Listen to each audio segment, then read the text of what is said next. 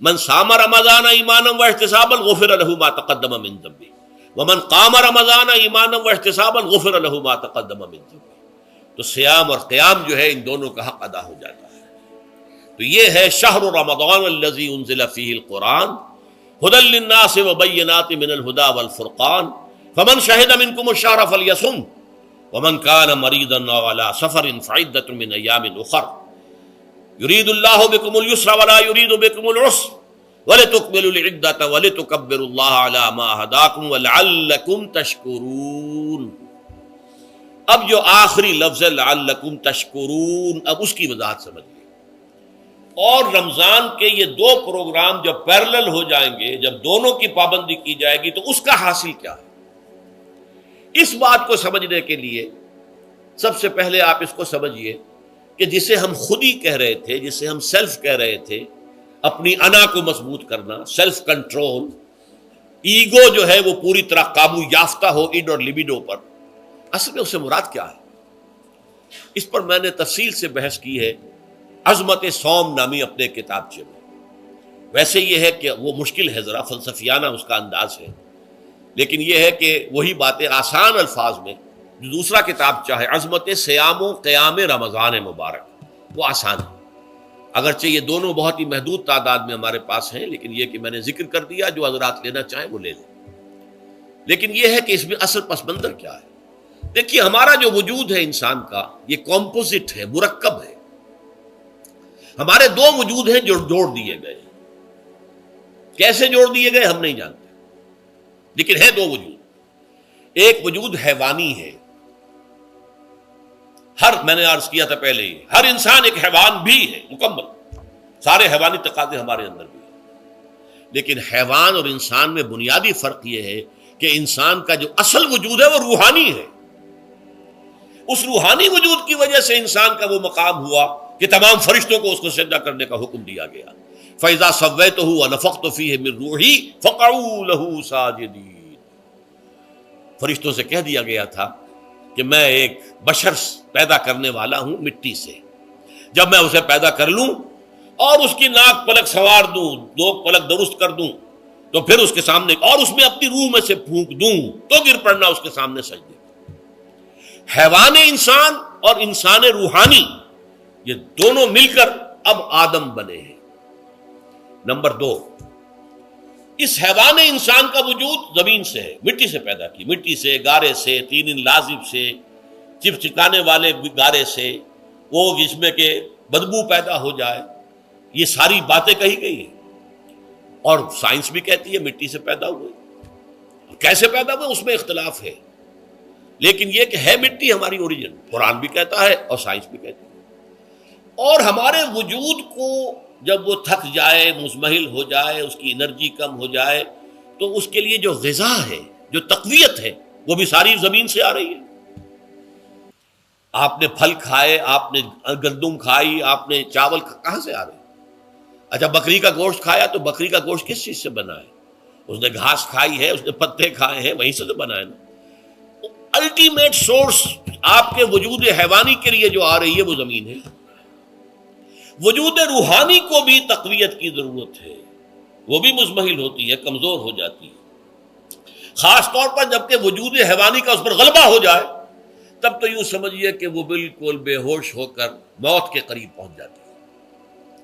اس کی تقویت، اس کی غذا وہیں سے آئی ہے جہاں سے روح آئی ہے. وہ کلام ربانی ہے، روح ربانی. نفخت فیہ من روحی، من روحی، من روحی، میں پھونک دوں اس میں اپنی روح میں سے. روح کا تعلق ذات باری تعالیٰ کے ساتھ ہے. اسی طرح کلام ربانی کہاں سے آیا ہے؟ اللہ تعالیٰ کے پاس سے آیا ہے. یہ اس کی تقویت کا ذریعہ ہے. اب عام حالات میں کیا ہوتا ہے؟ ہمارا یہ وجود حیوانی چھایا ہوا ہے ہمارے وجود کے اوپر، بیچاری روح جو ہے دبی رہتی ہے، پسی رہتی ہے. اگر خدا نے خواستہ ہم گناہ گار بھی ہیں، گناہ پر گناہ کا ارتکاب کر رہے ہیں، تو وہ روح جو ہے وہ قلب کے آئینے شیشے کے اندر ہے. فیہا مصباح، المصباح فی زجاجہ، الزجاجہ تو کانہا کوکب دری. قلب جو ہے شیشے کے مانند ہے جس کے اندر روح کا چراغ جل رہا ہے. اب اگر یہ اوپر جو شیشہ ہے اس پر دھواں آ گیا، لالٹین کی چمنی پر دھواں آ گیا تو اب روشنی باہر تو نہیں آئے گی. اگر انسان گناہ کرتا ہے تو قلب پر رین زنگ آ جاتا ہے، یا حضور نے فرمایا ایک داغ لگ جاتا ہے، اور گناہ کرتا ہے اور داغ لگتا ہے، اور گناہ کرتا ہے اور داغ، یہاں تک کہ بالآخر پورا قلب سیاہ ہو جاتا ہے. اب وہ روح اندر بند ہو گئی، وہ دفن ہو گئی. اس کے لیے اب ضروری ہے کہ اب ایک پروگرام ایسا دیا جائے جو ریورس ہو جائے. دن میں روزہ رکھواؤ تاکہ وہ جو اینیمل انسٹنکٹس ہے وہ دبے. تو جب یہ وزن جو ہے اس کے اوپر کم ہوگا تو کچھ سائی آف ریلیف اسے ملے گی. جیسے بے ہوش آدمی پڑا ہے، اسے کوئی ہلکا سا ہوش آ رہا ہے، آپ نے پانی کے کچھ چھینٹے دیے، اس کے بعد آپ نے رات کو کھڑے ہو کر قرآن کے انوار کو اتارا. بارش برس رہی ہے روح انسانی کے اوپر، قلب روحانی، قلب انسانی کے اوپر، جس میں کہ وہ روح جو ہے وہ دفن ہے، وہ زندہ ہوگی اثر نو، ہوش میں آئے گی. اور ہوش میں آئے گی تو دو کام ہوں گے. ایک تو اسے قرآن کی عظمت کا احساس ہوگا، یہ قرآن میری حیات تازہ کا ذریعہ بنا ہے. میں دب گئی تھی، میں پس گئی تھی، میں بے ہوش تھی، میں نیم مردہ تھی. اس قرآن کی بارش نے، یہ ترشح جو ہوا ہے مجھ پر، اس نے مجھے حیات تازہ عطا فرمائی.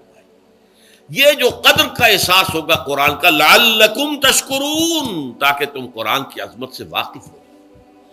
ایک انسان بھوک کی وجہ سے اس کا شوگر لیول اتنا گر گیا کہ بے ہوش پڑا ہوا.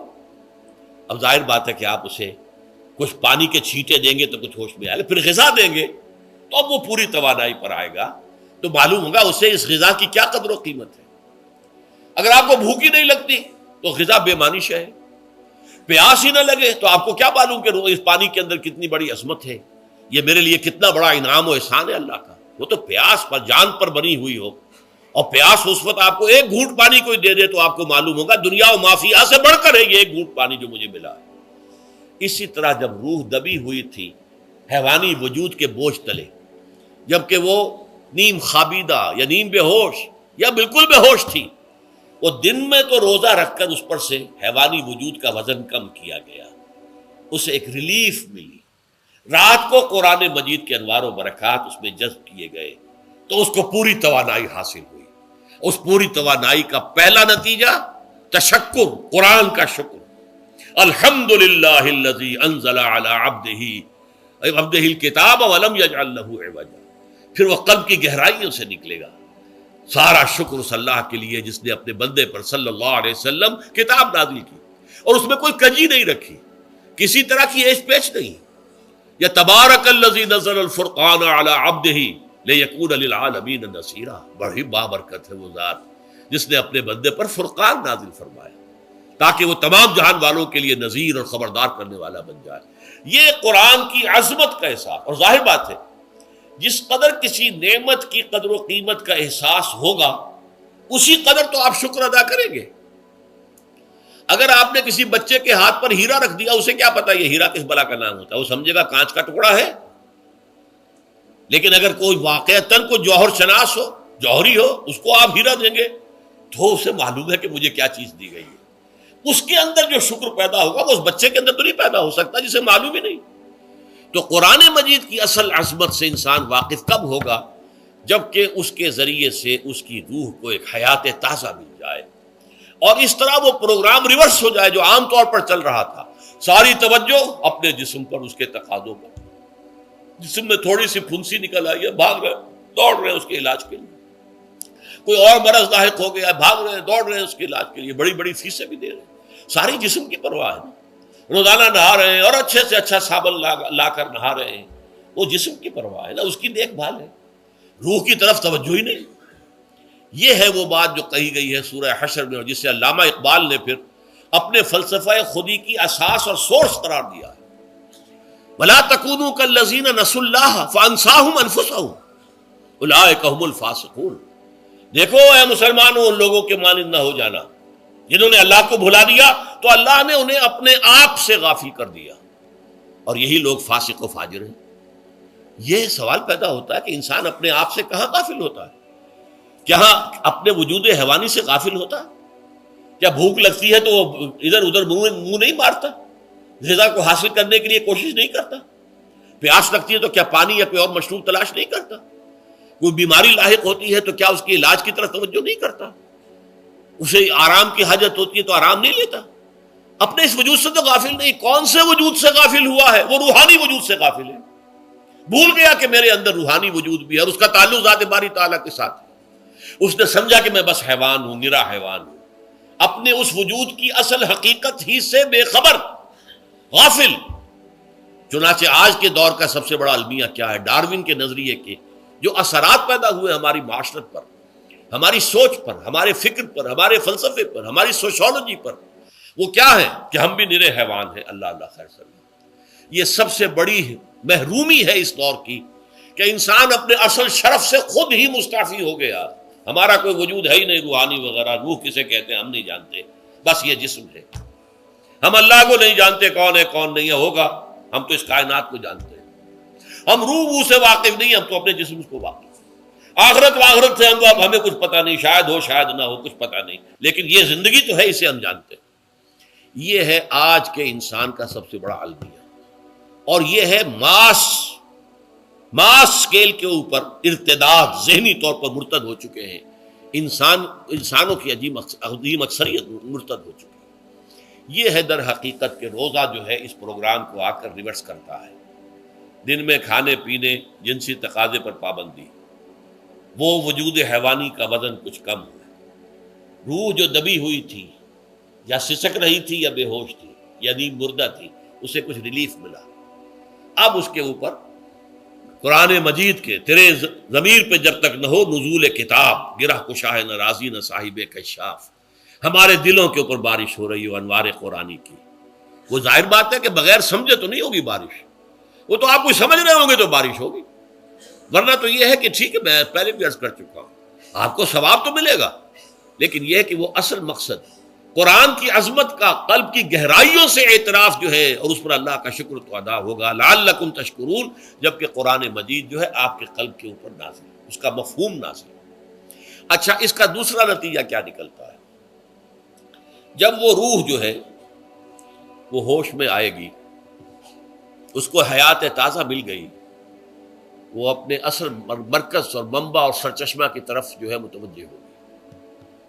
عربی زبان کا ایک مقولہ ہے، کل شیء یرجع الی اصلہ، ہر شے اپنی اصل جڑ کی طرف جو ہے لوٹتی ہے. ہمارا وجود حیوانی زمین سے زمینی کی طرف لوٹتا ہے، یعنی مرنے کے بعد زمینی میں چلا جائے گا. اور نمبر دو، دنیا میں بھی زمینی خواہشات، زمینی تمنائیں، آرزویں وہ ہیں. ولکنہ اخلد الی الارض، جیسے کہ سورہ وہ کہا گیا ہے بلعام بن باعورہ کے بارے میں سورہ اعراف میں، وہ تو زمین ہی کی طرف دھنستا چلا گیا. ہماری روح کا منبع اور سرچشمہ ذات باری تعالیٰ ہے، وہ امر رب ہے، لہذا فوراً انسان اپنے رب کی طرف متوجہ ہوتا ہے. یہ اللہ کی طرف متوجہ ہو جانا اور پھر اس سے ہم کلام ہونا اور اس سے دعا کرنا، یہ ہے روزے کا اصل مقصد. جب سیام اور قیام رمضان مبارک کا دوہرا پروگرام ہوگا تو روح انسانی یا انسان کا حیوانی وجود اپنے مرکز کی طرف مائل پرواز تھا. حسن، اس کو کہہ لیجئے اپنے مرکز کی طرف مائل پرواز ہے. روح ہر شے اپنی اصل کی طرف لوٹتی ہے، لہذا یہ اللہ کی طرف متوجہ ہوگی. یہ اللہ تعالیٰ کی طرف متوجہ ہونے کا معاملہ دنیا میں رہا ہے کہ لوگ کہیں جنگلوں میں جا کر تپسیائیں کر کے، غاروں میں بیٹھ کے، بڑی بڑی ریاضتیں کر کے کیا چاہتے تھے؟ مجھ کو ہے تیری جستجو، مجھ کو تیری تلاش ہے، خالق میرے کہاں ہے تو، مجھ کو تیری تلاش ہے. میں نے یہ نظم جو ہے تقریباً 6 سال جو ہے ہر روز صبح، ہمارا جو ہائی اسکول تھا اس میں جو صبح پریئر ہوتی تھی، لوگ سب جمع ہوتے تھے، پورا اسکول جو ہے اس کے ہمارے طلباء، تو یہ نظم جو ہے پڑھی جاتی تھی.